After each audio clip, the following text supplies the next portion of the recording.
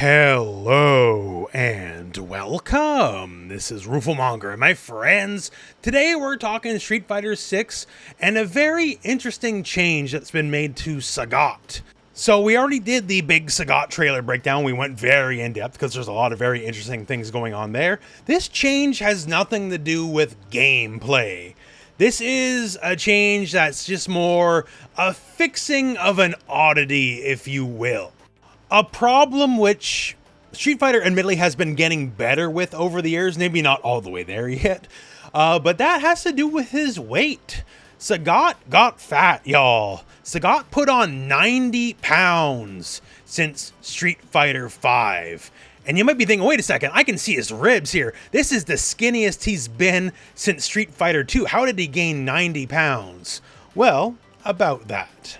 So let's go back in time to Street Fighter 5, Sagat's original weight. So he's 7'5", 216 pounds. And there's always been a big problem with that, because if you are 7'5" and weigh just a little bit over 200 pounds, you would not be a man god, like chiseled out of rock like Sagat looks like in Street Fighter 5. You would basically be a skeleton. For reference, this is what over 7 feet tall, 200 pounds looks like. If you're, say, 5'5", 200 pounds can be a lot. If you're over 7 feet tall, 200 pounds means you're a twig. Like in Street Fighter 5, Necalli is over 30 pounds heavier than Sagat is. And when you put him side by side, given that he's way bigger than him, does it look like Necalli's heavier than Sagat? Given their physiques? Not really. Not really. So now Sagat's weight has been updated. He is now officially 306 pounds. By most standards, that'd be a very big boy, but when you're 7'5", 306 pounds, with a little bit of muscle on you, well, you're still a little twiggy. And now we're a lot more accurate than we used to be. So Sagat, this is the skinniest he's been in a very long time. Not that he's skinny, but like you can see here, his skin's very taut. You can see, like, you know, his ribs pressing against his skin. He's certainly skinnier than the muscle god he was in Street Fighter 4 and 5. Much more evocative, say, of his look in Street Fighter 2, where he's tall and lanky. Still some muscle, sure, but, you know, he's more vertical than wide here. Depicted as just someone who's quite tall, but not just a mountain of meat, like in Street Fighter Alpha, Street Fighter 4, Street Fighter 5.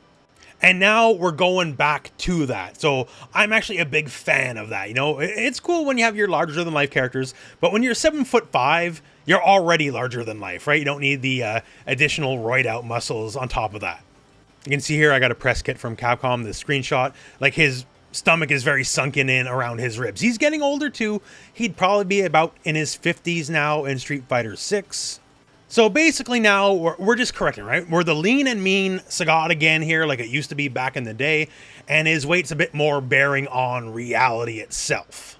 Because 300 pounds at 7'5", given what Sagat is, that feels more about right.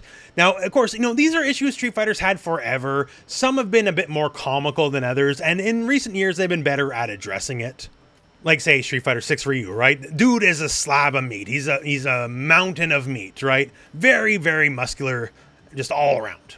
And he's not even 200 pounds, which it feels kind of out of whack. I know he's not quite 6 feet tall or nothing, but still feels a little skinny. But even this is the fixed version. He used to be skinnier. He used to be 150. He also used to be an inch taller. Maybe he ate too many spinning pile drivers and shrunk an inch. Now, just shifting over, take someone like Zangief. Zangief, obviously a gigantic human being, right? And it's correctly reflected in Street Fighter 6.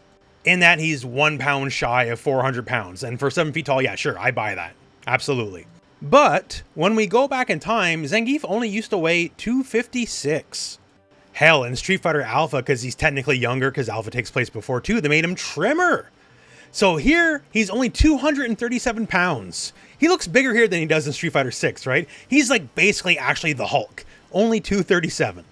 So when I say this has been an ongoing issue where heights and weights are just out of whack with reality, and like, you know, it's a video game, you don't gotta be perfect, but you gotta at least try, right? So I appreciate now with Sagat specifically, his height and weight was always comically, wildly out of whack. And now they're making an investment into making that a lot better than it used to be. So I'm happy with that. Although, there's still some grievances. There's still some grievances. Street Fighter 6 is not perfect in that regard, especially when it comes to the ladies. Mai is 110 pounds, and like, no, she's not. Cammy is supposed to be 134 pounds, and she's short and she's, you know, skinny. Okay, we'll get more believable on that, I guess. What about Manon? Manon absolutely towers over Cammy, right? Just a much larger human being overall, and her dimensions are also bigger than Cammy's as well. So given that there's a lot more of Manon compared to Cammy, you would probably assume she's a lot bigger, and well, according to the game, Manon actually weighs 5 pounds less than Cammy does, despite everything. Only gets worse with Elena. So Elena is even bigger than Manon. She's over 6 feet tall, absolutely towers over Cammy, and her proportions are bigger than Cammy's are, and also weighs less than Cammy. She's also 5 pounds skinnier than Cammy is as well, despite having to kneel to her to see her eye to eye like a friggin' child. It's just the kind of stuff that makes you really scratch your head wondering what's going on, basically. Granted, I'm very well aware this is the kind of thing most people don't even think about, right? But when you invest your life in fighting games like me, these things really stick out like a sore thumb. Once again, yes, absolutely, it has no effect on gameplay. No, it's not like Pokemon where weight can matter, but it's just stuff that always bugged me. So when I see Sagat specifically, and I see that they've made an effort to correct stuff that's wildly out of balance, it just makes me happy. Like, thank you for taking some care and at least getting some of the numbers more correct or more proportionate to what the character appears.